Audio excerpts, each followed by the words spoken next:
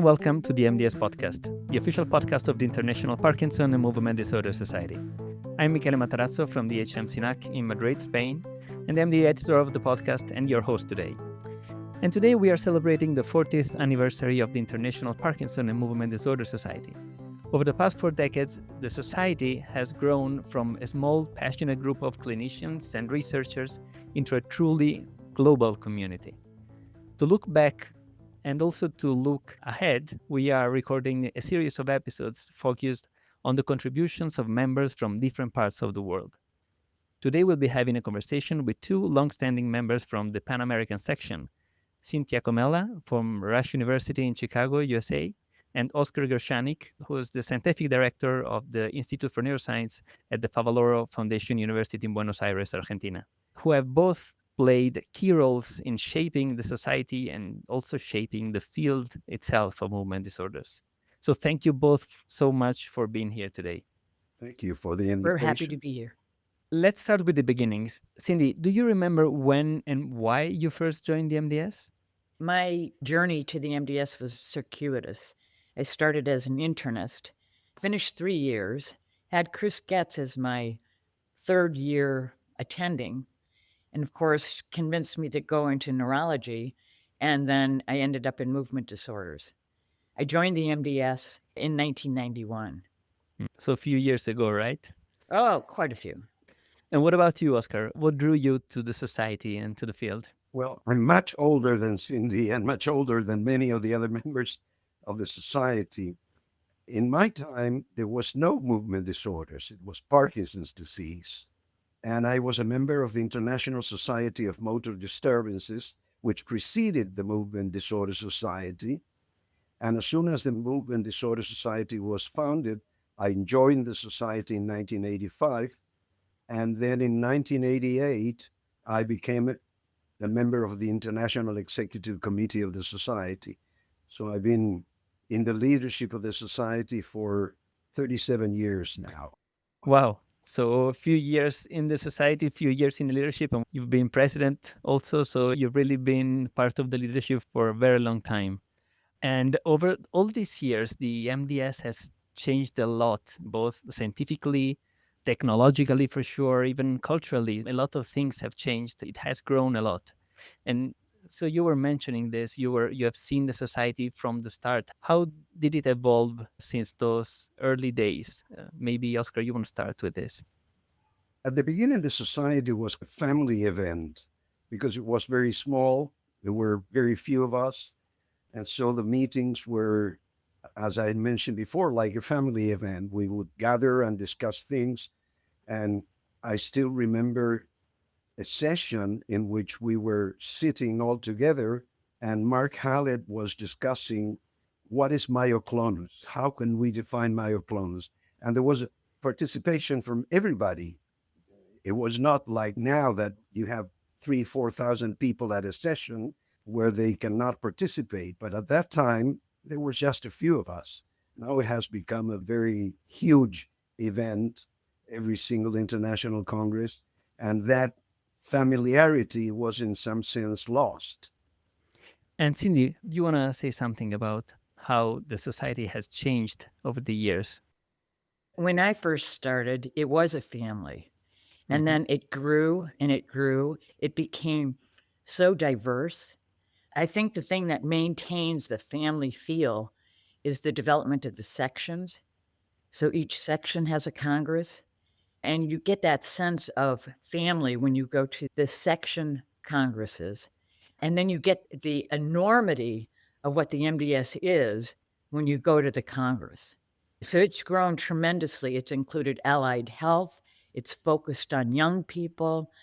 Every country in the world is represented in one way or the other within the MDS. Yeah, that's absolutely true. Because at the beginning, there were no sections. There was just one single entity, and that was the Movement Disorder Society. Then the two first sections that were created, the European section and the Asian Oceanian section. And then we felt the need to integrate the Americas, and Cindy was very active in that sense, together with Tony Lang and myself. in creating the Pan American section that allowed for the integration of Latin America and North America, that at that time were separated. And Latin America didn't have a very good representation in the society. And then finally, we decided to integrate Africa and created the African section. That was the latest addition to the society. And I agree entirely with Cindy. You get the feeling of familiarity when you go to the regional section meetings, and then you go to this enormous event that is the International Congress, where you get lost in there, but the proximity is not there. Yeah. And talking about the evolution and the things that have changed over the years, you mentioned the regional sections, but a lot of other things have happened, like, for example, the other committees. I'm just thinking out loud now, but education committee, and well, of course, the journals of the society have grown a lot, and all other special interest groups and so on. And you have contributed to many of these things that happened. Do you want to mention any of these things that you think have contributed significantly to the growth of the society? Maybe Cindy, if you want to go ahead. Well, I think I can remember many years ago, Werner Pove was president, and I got a call while I was in clinic. And I went back there, and it's Werner Pove. It's like, oh my God. And he said, do you want to start up an education committee? And it was like, I don't know what I'm doing. But he had faith, and the MDS had faith. And now the education committee, run by very many, very talented people, has become explosive. And its online presence is absolutely amazing. It's multilingual, diverse, and allows opportunities for younger people to make their entree into the MDS. That's fantastic. And Oscar, do you want to mention any other activities or anything that the society has done over the years that is special to you or that you contributed to? If I look back in my participation in the society, I think the major contributions that I made is first to promote the LEAP program together with Cindy and Matt Stern. Second, to professionalize the rating scales program, because at that time we felt that the society needed to have a regular financial support, and promoting in a professional way the use of our scales was a major accomplishment. And so we developed the rating scales program. Second was the integration of China. China, at one point, had very few representatives in the society.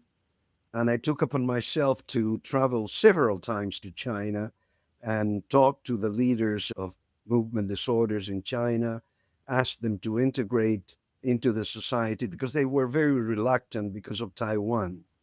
And I clarified to them the thing that the society was not a conglomerate of countries. It was people, not countries. The Taiwanese were not representing Taiwan. They were representing the people of Taiwan. And in the same way, the people of China should be integrated in the society. Another thing is the educational roadmap. At one point, I looked at the tremendous amount of educational material that we had in our website, but it was not organized, so it was very difficult to access. And so I proposed to have what I called an educational roadmap that is the basis of all the educational programs that are now on the website and that can be accessed through my MDS and your dashboard. And finally, I think that I decided that we had a committee or a task force on Africa. And that task force, the majority of the members were not from Africa. That was very peculiar. So I thought maybe we should try to call upon the people from Africa and have them organize their own section, not be dependent on other people. And so I contacted the African Academy of Neurology, and they gave me a few names, and I talked to them, and I proposed to organize an African section, and we did. And it's a very successful section now. It has developed enormously. Now it's, I don't know, Cindy, if you know how many members there are from Africa, but it grew from having 4 or 5 members to have 500, 600 members. at the African section. Can I just expand a little bit on what No, Oscar said? of course. One of my proudest moments in the MDS was the formation of the LEAP committee. And it was Oscar and Matt Stern that this was their idea. And I was fortunate enough to be able to be there at the beginning. And this program teaches leadership. We started in 2015.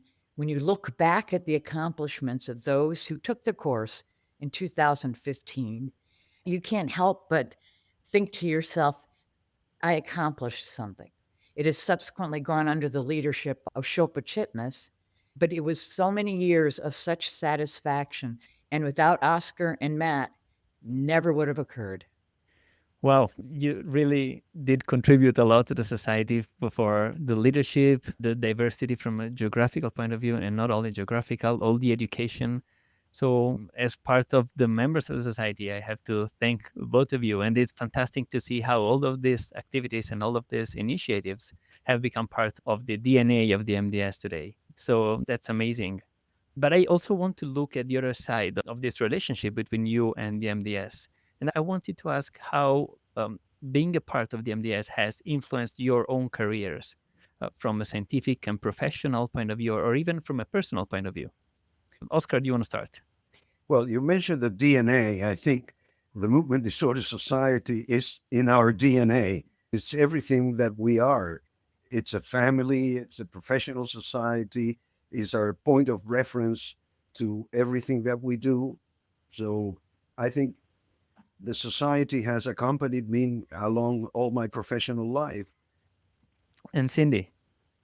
The society has meant, when I started in the society, I was just a young whippersnapper. And over the course of years, the MDS provided me with the opportunity to grow. And I think it provides that opportunity to so many people. You can grow, you can accomplish. And as Oscar said, it becomes a part of yourself. It's always been the society of my heart. Those who don't take advantage of the MDS, boy, are they making a mistake. Yeah, many of my best friends are members of the society, not locally, but internationally. Yeah, that's one of the things that we hear the most. And I have to say that the same thing, that the MDS has been a professional home and a personal home for people at every stage of their career. So you have it when you're beginning, and you were mentioning before all the educational opportunities that the MDS give to younger people and fellows who are interested in the field. And also you can grow within and thanks to the society in your career. I really must agree with all you're saying. And with all the experience you have as active members in very relevant positions of the society, we also wanted to have your opinion about the future. As we look to the next 40 years, what do you hope or imagine for the future of the society? Cindy? Well, 40 years is a hard time to project. Yeah. So that's going to be a toughie. But the way I see the MDS is becoming a more and more powerful society with more and more diversity, focusing on young people and bringing young people into leadership positions, and they will be running the society. So I see it as a force that's going to continue to grow, that's right now even moving forward. It's something that 40 years, who knows? 5 years, it's going to be absolutely amazing. And Oscar, what do you think of the future of the society? I think the society, in the way we have observed the growth of the society in the last 40 years, it has grown exponentially, and I think it will never stop. It will grow and grow in the future. It will become more professional. It will become the point of reference for movement disorders for every single specialist in the world. And I think we will have to move into other areas like patient participation, advocacy, and many other roles that we have not undertaken because they are not within the bylaws of the society. But in the future, it is probable that we have to go into those fields to participate more actively in bringing patients into the society. And because that role of integrating patient was taken out from us by WPC. And I think we have lost the opportunity to be the one and only society that integrates everything, the science, the patients, the advocacy. And I'd like to highlight that and emphasize what Oscar says about advocacy. Because if we don't advocate for ourselves, as we found out in our country, you're not at the table. Yeah, Mhm. yeah, that's true. And we have to reproduce that throughout the world. So every regional section should have a part of its activities devoted to advocacy within their own regions because it's terribly important. Well, wonderful. This is a very important message and a hopeful vision for the future. And I'm sure many of our listeners share that vision and the importance of advocacy for the future of the society. And I think that the MDS in the last few years has already started to move in that direction. So it is happening. Now, before we close, I'd love to hear a favorite memory or anecdote from your years with the MDS, maybe a Congress moment or an inspiring person that you met because of the society or through the society, or something unexpected that stayed with you. Oscar, do you have any experience you want to share with us and our listeners? I think one of the greatest experience in my life within the society was in 1988 when I received a call from Stan Fawn. I had trained with Roger Duvoisin and Melvin Yar, and I knew him from a distance. Stan participated in meetings, came to Mount Sinai, came to New Jersey, and so I had met him, but I was not one of his students. He was not my mentor. And in 1988, I received a call, and it was Stan Fawn saying, Oscar, would you like to be a member of the International Executive Committee of the Movement Disorder Society? And I said, yeah, I would like. Of We're course. going to be meeting in Boston in a few weeks. And if you can, we would like to have you there. So I gathered the little money I had. I took a plane. I flew to Boston. I arrived late in the evening, and I went into a room where all these big shots of movement disorders were gathered. And Stan Fawn was presiding. At that time, he was the first president of the society. And I went into the room, and Stan raised and said, Oscar, I knew you would come. And that was my beginning as a member of the leadership of the Movement Disorder Society. That was a very gratifying moment. No, that's a fantastic anecdote. Cindy, do you want to share any memory with us? Do you know, I have so many anecdotes, and I was thinking, how can I pick one? And so I'm going to generalize. Chris Gatz has been my mentor and my champion for all of my life. He has been inspirational to me, as has Carly Tanner. And then I've had this opportunity to meet Oscar, Matt Stern, Warren Milano, Werner. I mean, there are so many people that have inspired me to continue moving forward. The funniest thing I have is when Oscar sent me a picture, and the picture was he and Matt Stern sitting on a camel. And I thought, God, if the president and the president-elect can sit on a camel and ride a camel, I can do anything. At that time, I was the president, and Matt was the vice president. And we had gone to Dubai because another of the things that the society promoted at that time was to allow a very energetic young guy from Saudi Arabia, and he organized a task force for the Middle East. And so I went there to support the development of the task force. And they had prepared this program in which we made us ride camels, and Matt and I were sitting on a camel. You look very comfortable on the camel, both of you. I think those are exactly the kinds of moments that makes this community so unique and so strong. Thank you both for sharing your memories and reflections and for everything you've contributed to the MDS and to the field of movement disorders, the whole field of movement disorders. Thank you very much for being with me today. It's a pleasure. Thank you. It's been a pleasure. And it's been a pleasure to share this session with Cindy. And vice versa. It was an honor.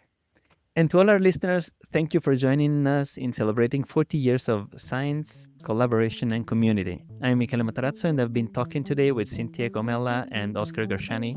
Thank you for joining us. The views and opinions expressed by the participants in this podcast do not necessarily reflect those of the International Parkinson and Movement Disorder Society or their affiliated journals, Movement Disorders and Movement Disorders Clinical Practice. Any disclosures of the participants can be found within the episode description located on the MDS website.